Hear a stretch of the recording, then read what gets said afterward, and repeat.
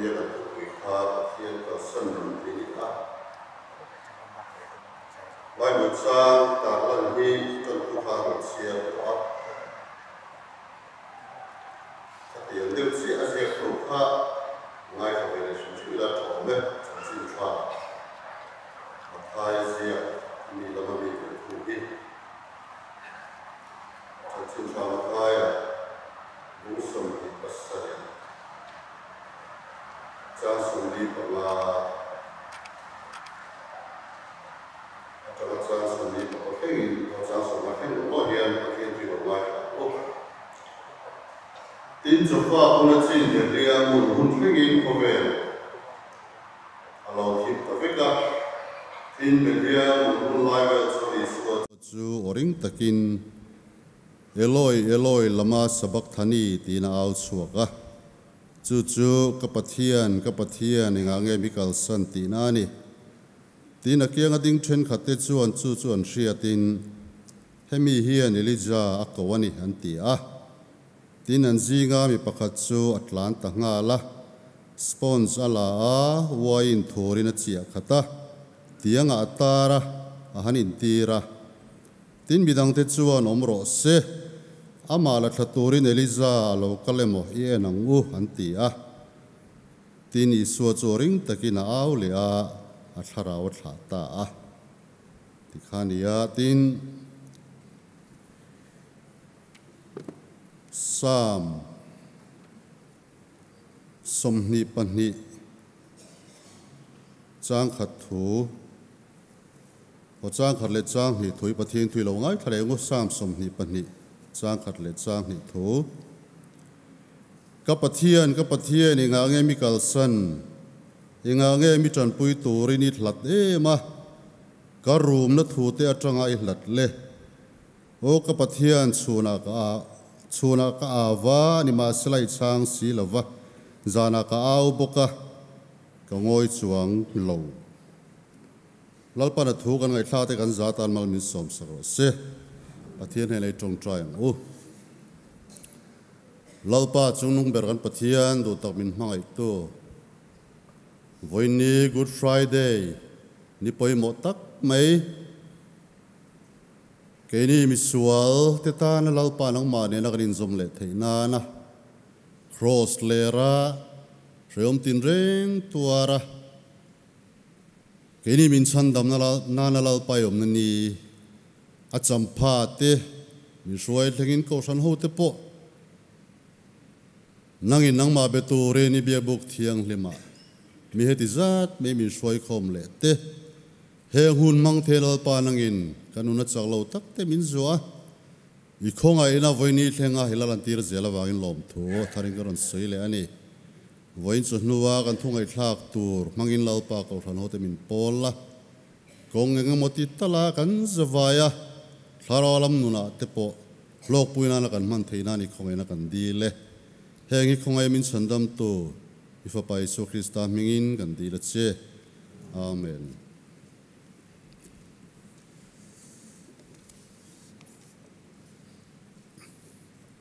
hay tun chung ka thu sui tur hi kan sia na hi chu rei to ko han committee na kan ruam man na kha amara chu thuan soi don hian ma deu taka hanin buat sai te rin line a har sadu pian maya a hunina minan nan chin lo te hian in buat sai te hi ola ka in du khop lo khom maya a chan chu hei kar le pathian ni mang hian biarin khom pui kan mang do na secretary kani ve kum takalo nia boy pui ngai tamang reng khop maya thu soi turing kan thua bial in khom pui lama khan nge ti mai kan nei o ti kha ngai to na lo lu le kan boy pui le kha ti re reng khan hun ka manga tun tum chu a Good Friday te nen te point lo in nei lu to hi thalo ni te ka ti hiala poni selangin eng thu po soi la pathian thu ve ka nia thaveka ngai la thome hey pathian kal san nun ti kha kan thu pui thena khan then thu ma ron thena kan ni lai bulama khan pakhat na chuan cross a isuan pathian kalsan nun atong ti ni a panhina pathian kalsan nun chu beidon na top ani tin pathumna chatuana pathian kalsan turte tan isuan atuar ti ania hetia han ngai mei hian chuan thu soi nuam tak turani o manga ti turani a amaro chu hain buat sai ero chuan rinain harsa ka tiang reng khop maya nichina kan ngai thlak tak sam som ni pani chang khat na kha i mathayan thuang khami thuanga mathayana ziak a chuan eloi lama sabak thani ti ni lovin khalai thu kha copy ni tiang zong deuh hian mi thiam ti chuan an soya eli lama sabak thani tin tong bulama chuan en zia kan yomen ti a hebrai tongin tin marka zia ka ro thung ka chu aramai tong ani an tia adang lam chu kan hret chong lem lo ke ni an chu kan soi zau ve ni chu marka zia kha aramai tong mathai zia ka hebrai eloi lama sabak thani ti kha a original chu niom takane marka zia kha chumi kan soina chan chu eliza ko woni o me an han ti na chan te po kha hebrai tunga khan eli ti la li so kha au ti nen zia ka kha kan han ria zawnan te po kana thave sim min ka ria a tiang chuan i abul dewa train han soidon taila eden huana tang te ka han tran taila thain ka ria a ain zom veka voine kan thu soi tur nen hian pathianin du takin mishing a siama amane na in pol turin amane na leng dun turin mishing a siamani chuang mishing siam te chu mangai takin duat takin en kola ni tinin an leng dun na an leng ho thil ni kha kan seveka chu ti lai chuan katia lim takan len dun lai khan suala lo lang ta a pathian le mishing ron ti thenin mishing te chu pathian laka lo ti chen ta ni toy zogin soi ta ila ti chuan bo chiat na wangin eden huana ta mishing te ka not su ani ta a sualna wangin ani kar ti chiat vekani ta ni chuang chuan mishing chuan sualna wangin pathian ngai ngam to lo pathian khan anin zom na kha ti lo turan lo ti wang khan an mani du thu ngei manga sa cha ti cha kha lo ni ta ni chumi wang chon voini appoint good friday te kan lo man pha ani kan thiat sa ve kan ni kha hey eloi lama sabak thani ti hi he thui harsa ka ti khop me a amithiam te pon harsan lo ti thrin ani o me ka pathian nga nge min kalsan ti thu kha ni a midam tak chon pathianin akal san ngaim ni isu po pathian thawania pathian fapania tin zona te po thin lali su krista ka pathian thawni ngatinge ka pathian nga nge min kalsan tin midam takin zona nei china om te po om viawani hey Paul kal sual kan ti tun ma azir lai te po kan zir thina no stick Paul khat phei chuan ali chuan baptisma chanin ama pathian alo oma khen be om lai khan ama pathian om khana kal san le ni tiang zong te pon azir tina mak pui te po an lo po chuak to thina ni a em po ni selangin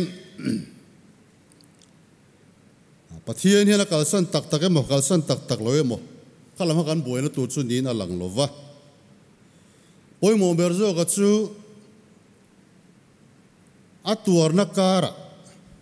cross le ara shom takin musid na tin reng ti du da na tin reng tuarin cross a tuara kha shom na vor to pator lai khan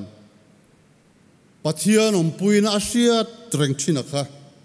pathian om puina a feel thina khai ti te nga sap trong de pon pathian om puina ti lai po a chan thina kha a talo ni chu wang chu li su Krista kha a thap ha nga amang anga ni chu wang chuan ka pathian nga nge min kal san ti in cross le ra hena awani a cross le ra hian chan puina reng bei sei turom to lo na Sreom na vor top ko har thak vong nun khala li su nun a hian lo thleng ni eng kim ti thei kha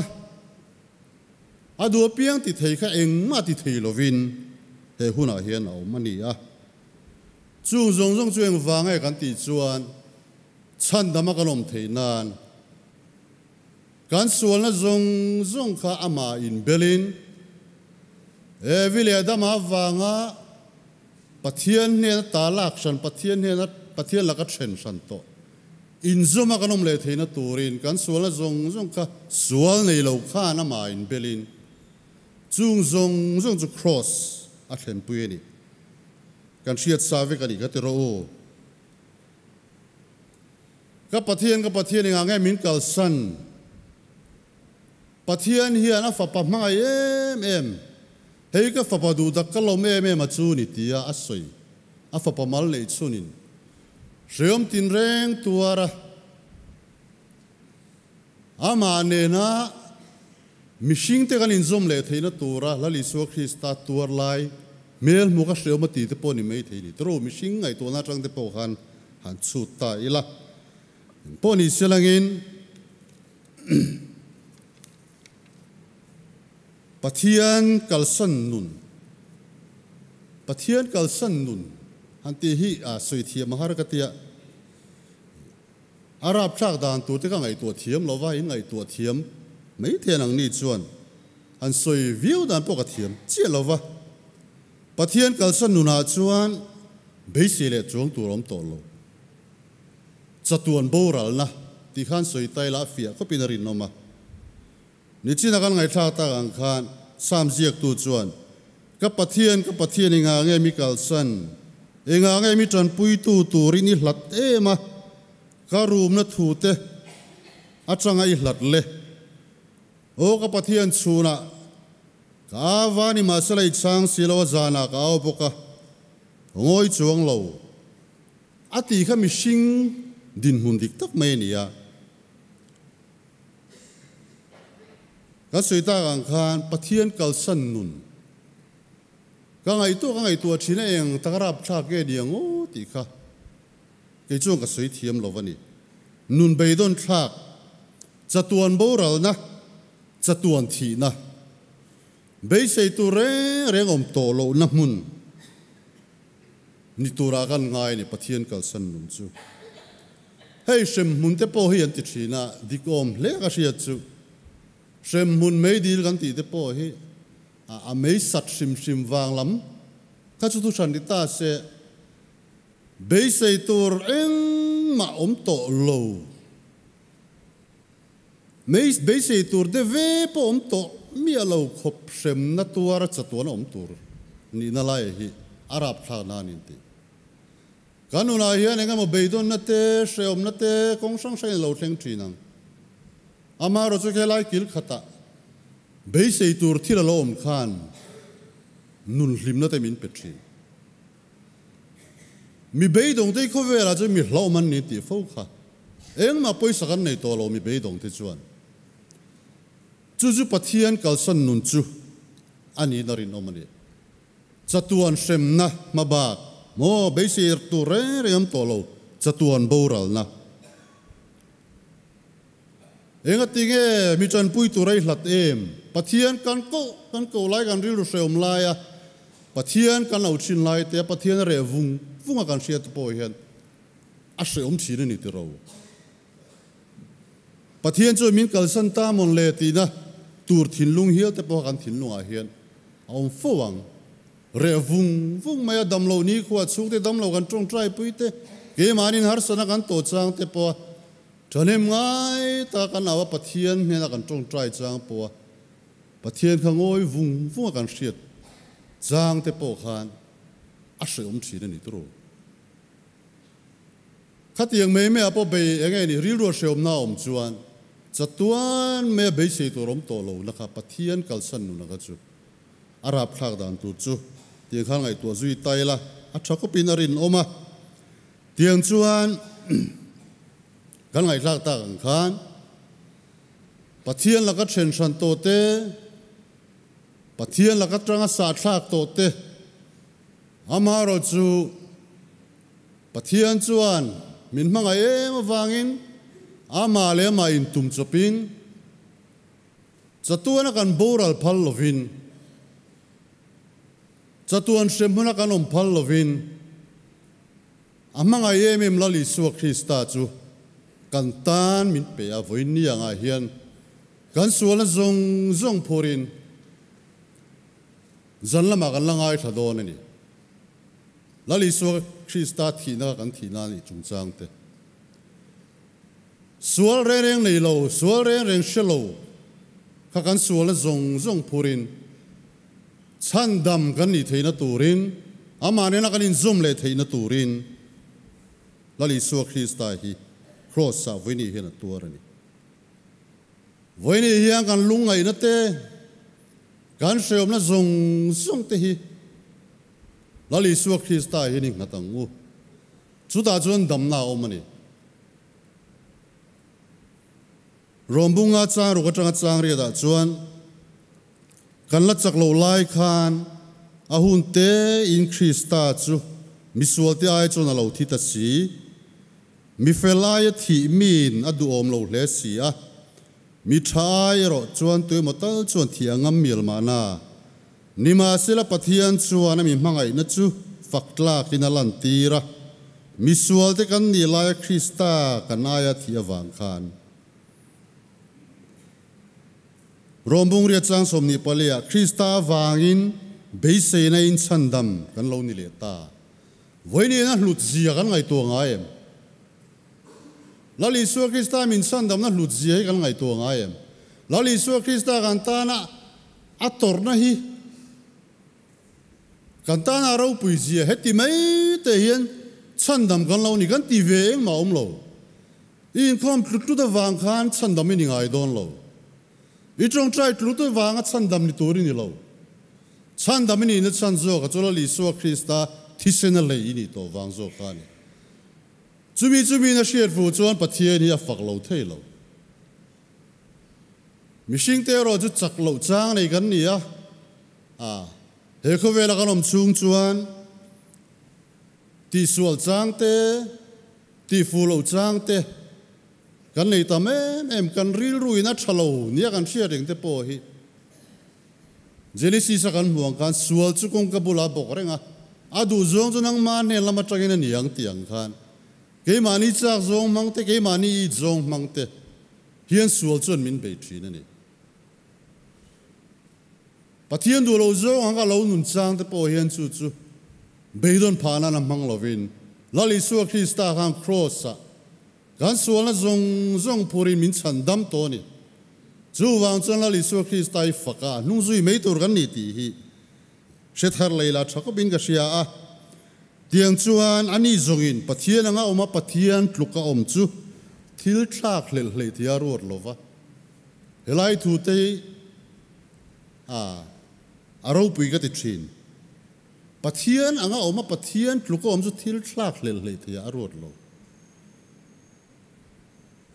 mishing te anga lo piangin boy anga ain siama ama le ama ain titlom ta zoka tin mishing anga lo amina in ngai tloma thi khopia la thu zo min alom ta cross a thi na ngei chu pathian kha mishing a lo chang ke mani wang hian nang ma wang khan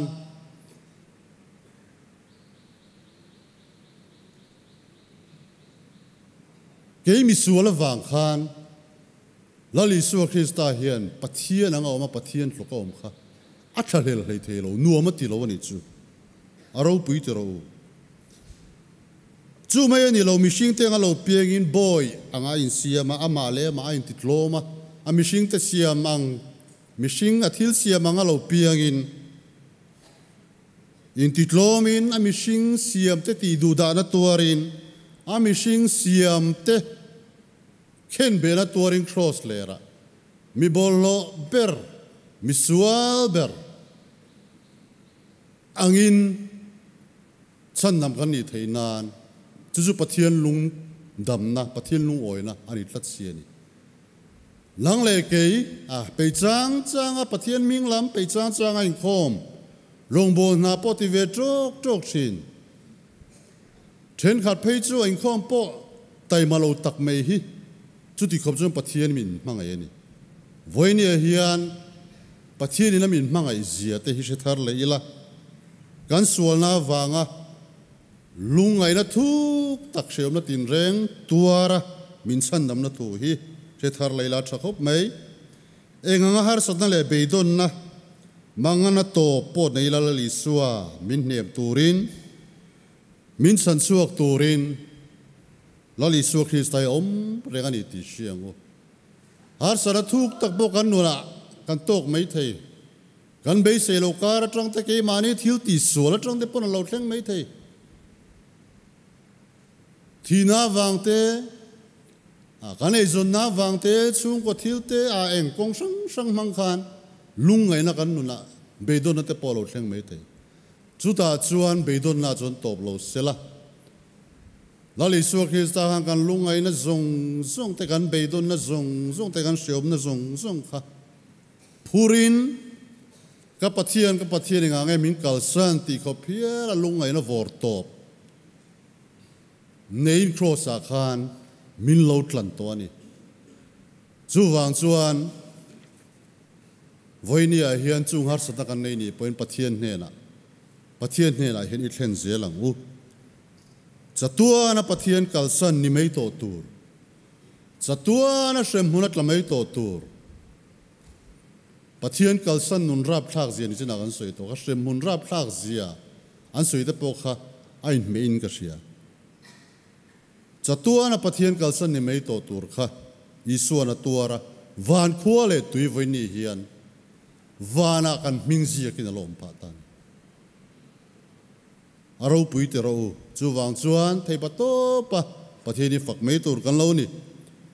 tian chuan atlang kum na kan soi du chu voini hi Good Friday hi kan tan mal som na ni lo ni sela chak lo tan chak na ni lo ni ro se ring lel tan nge na ni lo ni ro se sual wanga liam tuar tan dam na ni lo ni sela ne na ni lo ni mol ro se lalpana thu kan soi te kan zawai tan mal min som so ro se sol falam lai kan thlang thunga khuang ni hla le sol fa lai kan in buat saya sol fa zo kan thlang ve thung mai anga Christian habo number za somre le pasari na Isua cross mak tak chunga khan ro puina lo thi ka muin ka hlok na ber ka ngai ne pa chapo wan na ka ngai tloma hela hi kan thlangange kan nungatan